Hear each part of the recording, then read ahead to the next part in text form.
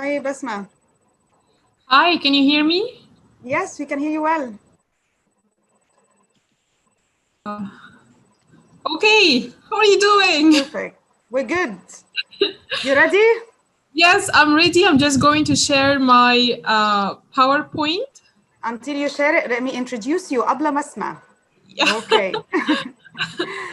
So, Basma Abdel Hamid is also known as Abla Basma, and she's a full-time, she says, troublemaker.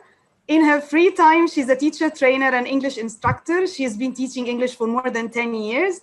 She's the founder of TEFLship, which is an online platform to qualify English language teachers. She's worked in the American University School of Continuing Education and several other universities and institutions. Basma is going to take us through the ebb and flow of online teaching challenges. Yep, hopefully without any troubles. The floor is I will yours, do my best. Basma. Thank you so much. Thank you for this introduction. I would like to check if my PowerPoint is clear for all of you, if you can see it. Yes, it's all clear. Okay, that's great. Well, I'd like to thank you so much for this beautiful invitation. And I'd like to thank Ms. Hanet for her beautiful invitation for this talk. Um, since you just did the introduction, I didn't have to do it all over again. I'll just try to be a good girl and not to make any troubles. In this talk, I will just be sharing my own personal experience with online teaching. I will be talking about how I felt about it from the beginning, moving from offline to online classes, and I'm going to be talking about some of the challenges that I have met and how I try to overcome them, if I really did, and some tips that could help other teachers who are going to begin with their online teaching as well. Maybe they will be of help to them. So since you already did this part, I don't have to do it all over again. So let me start right away. I have to admit that I was one of the teachers who would really not be okay with teaching online, no matter how I supported others to do it, but I myself didn't really feel okay about it completely because I used to like to see my students face to face, and see their shining eyes, or sometimes even bored eyes with what's happening inside the class, and the so many or the amount of homework that I give them. So I really in the beginning, I felt that the best way of teaching is to be there in the class with the students. And later on, step by step, when we went into COVID-19 and we started to feel that I was faced with one of two choices. It's either I have to give up my passion of teaching and just wait for as long as it takes until I move into the online, until I go back to class again. So it took quite some time, and I just couldn't wait for more than this. So I had to make the very difficult decision of going online completely 100%. And my main fear of all of the things that could go wrong, because as you know, the internet always has an issue. There's always a problem with the laptop, and they just wait until the last moment of the class to start, and then you start to find that there is a problem. So I decided to start anyways, and I met some challenges. Mainly, the first challenge that I had, if you can see this turtle. So this turtle reminds me of two issues that I used to face. The first one was the internet, and the second one was my laptop. My laptop was a bit like a turtle. It starts very slowly and so on. And my internet was also very bad. So I started to invest a little bit further with my internet budget and change my laptop despite uh, the amount of beautiful years that we had together. So I gave it up and I bought a new one. So it's a bit of a tip that could help others if they find that the internet or the laptop is not really great with them. Maybe it's time to give up some of the money that you have and invest it in your online teaching. The second challenge that I faced was the noise that I had outdoor my house. because if anybody has people who live in Egypt, they know the amount of cafeterias and cafes that exist almost in every block around the houses and the buildings. So what I did was a bit of a very cheap solution. I just got all of the cushions and the pillows in my house, and I just stuck them on the windows during my classes, just to decrease the noise that comes from out the house as much as I can. I also try to make my classes in the early morning before everybody in the street just wake up and make the noise that they do with the cars and the cafeterias all over around. The third thing that I used to have a problem with was the lights. So I used to have the lights at my back, like I would sit and there is a window behind me and I would open it to bring me more light. And then I realized later on when I saw the recording of my videos that I look very weird and it was very scary. So I tried to learn a little bit more about how to use the lights so that I can just I would have it around me, in front of me, or in a way that wouldn't make me look so creepy to the students. I just don't want to scare anybody. And the fourth thing that I was struggling with, or it was a bit challenging for me, was actually getting ready and getting dressed for the online classes. Because before I used to have like 2 or 3 hours before my classes to get ready. But now when you have an online class and you are at home, so you just wait for almost the last minute to get ready. So I just had to figure a way out, because I have classes that start at 5 a.m. in the morning, and sometimes I feel like I really cannot wake up earlier than this. So I started to hang my clothes and put them next to my laptop to make sure that I get dressed and be ready before the class, and looking a bit sleepy. And so one more thing that I found very provocative was the last minute cancellations from the students. When I was having my class as face-to-face or on-site class, I was like very firm with the students. That we have rules. They have to come on time. They just can't go absent without having permissions first.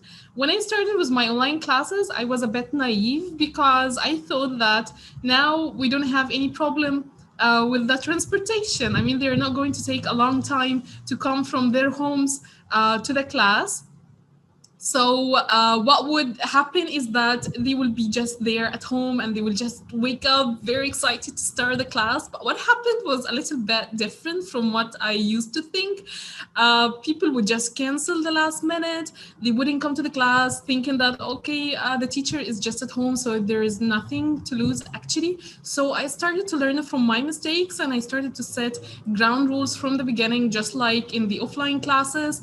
And I would just tell them that if you are late, the class will be canceled, or you will be absent. This will affect this and that. And we just have rules and consequences, just like how I used to go devilish in the offline classes. So I just started to go back to my nature and make troubles in the online classes as well. One of the other challenges that I had with the online classes was the cameras. When the students turn off their cameras, and I just find myself talking to absolutely nobody, and I don't know how I can keep my enthusiasm and be excited while teaching. And also because I found it a little bit awkward, should I ask them to turn their cameras on or not? So I started to deal with it a case by case. When I find that, for example, some students, they don't want to turn on their cameras because somehow when we turn our cameras on, the voice or the sound gets disconnected. So in these cases, I would just accept that the cameras would be off. But when I find that they might be a little bit busy or doing something else, or they are not just focusing with me, so this way, like, no, you really have to turn your camera on so that I can see you. I'm watching you, like big sister is watching you. And I just catch them if they are off task.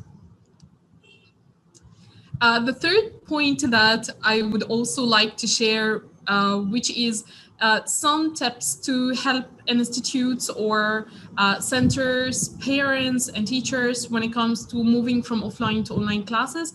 Not just because of the coronavirus, but because we really never know what will happen later on. Because 2020 is a bit surprising, and like we got COVID-19, and God knows what else will happen. We can expect alien invasion or something with all of that's happening. So we just need to get ready. And if you are in an institute or you own your own center, like here in Egypt, a lot of people were having their own centers, and they pay a lot for the rent to have the rooms, and they used to have it for the private courses and so on. And after the coronavirus, everything just stopped. So right now we just try to guide people to start in a different way and use the same facilities that they had, the same centers or the same rooms that they used to give for rent for teachers as studios instead of classes.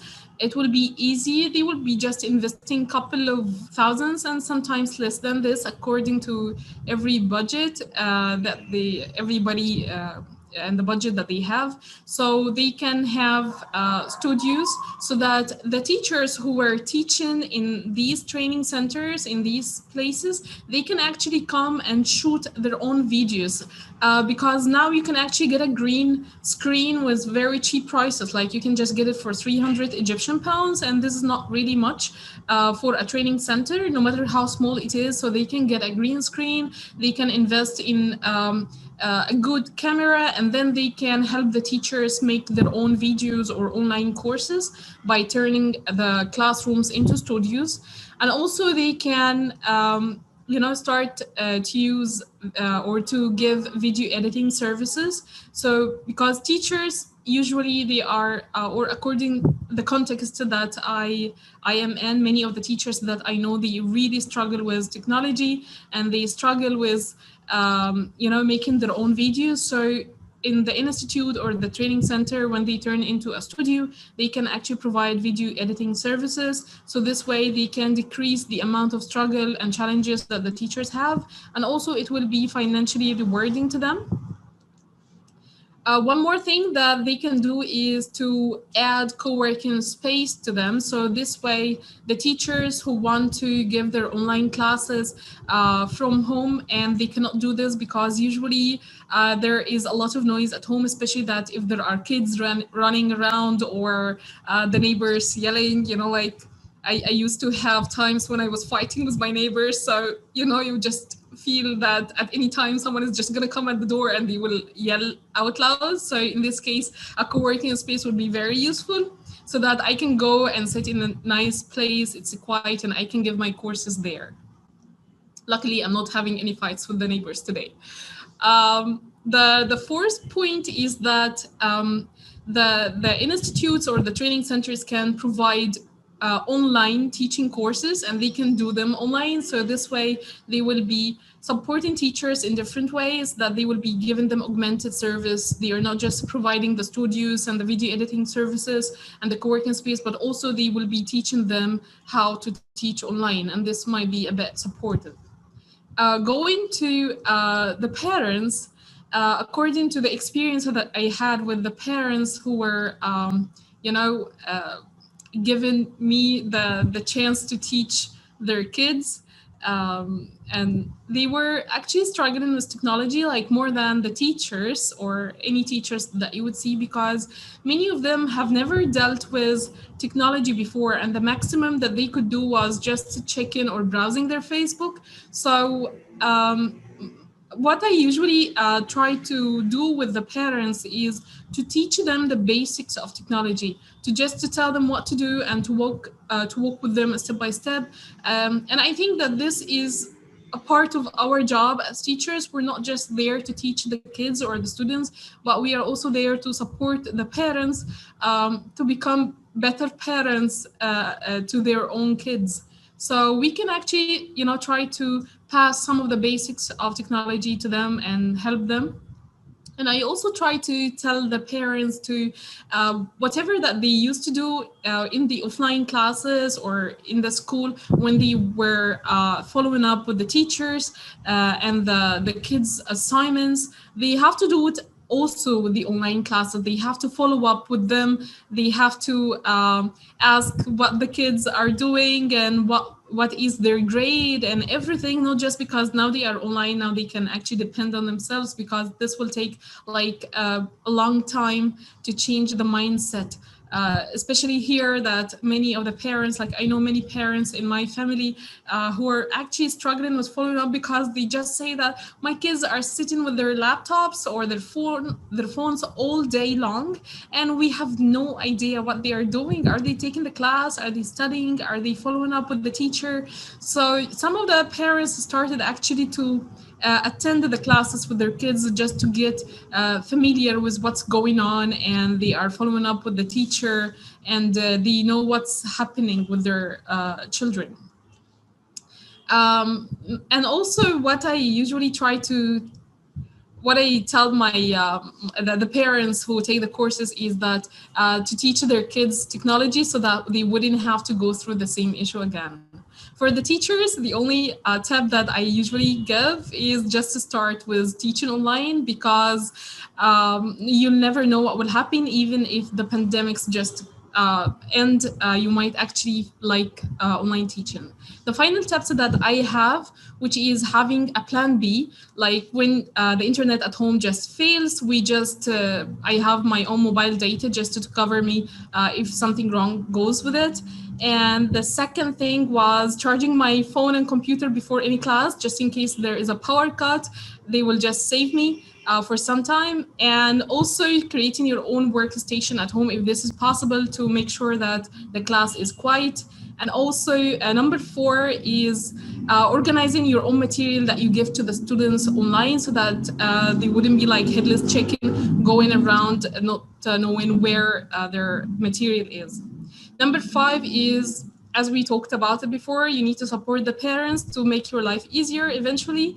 And number 6, try to choose user-friendly tools in the beginning. Even if the parents want to use WhatsApp or Facebook in the beginning, you don't just have to go to using the cloud and Google Classroom. You can just adapt until they feel more familiar. And number 7, we need to keep our promises. I just try to remind myself of this. If I told them if I'm gonna record something or send them something online, so I really have to keep my word as much as I can. And number 8, I try to make recorded videos along with my classes, and to give it to the students as support for their the courses that they have. If there are any frequently asked questions or any problems that they have, I record it as a video and I send it to them as a supplementary material. Um, Finally, embrace your perfect imperfections. I used to feel very scared from the online recorded videos because I always think about what if I make a mistake in pronunciation or grammar? What if I don't look okay? What if there are black circles around my eyes? My scarf is not done right. So I just started to to just have the best intention, do my best, and just let it go. Last, I'm so glad that I went through the experience of online classes. It saved me time. I no longer have to feel sad because of the hot weather or very cold weather that I go through when I used to go outdoor. And this gave me time to spend with my family. And also, I really believe that whether we are teaching online or offline, we can always connect with our students because humans can actually find a way to come together no matter what happens in the world. So that was my talk for this. I was just talking about, like my own experience with online teaching, and I really cannot thank you all enough.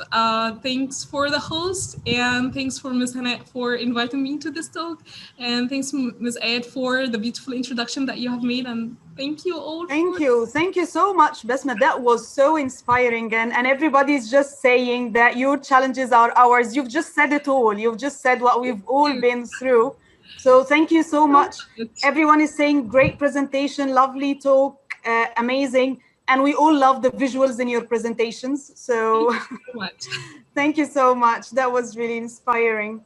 Thank you. So yeah, I don't think that we have any questions. You've just said it all. You've just said all the questions that we've been through the challenges and answered them. Thank you so much. Really appreciate being here. Thank you, Basma. Thank you for your support. Thank you so much. Thank you. Take care. You too. Thank you. Okay.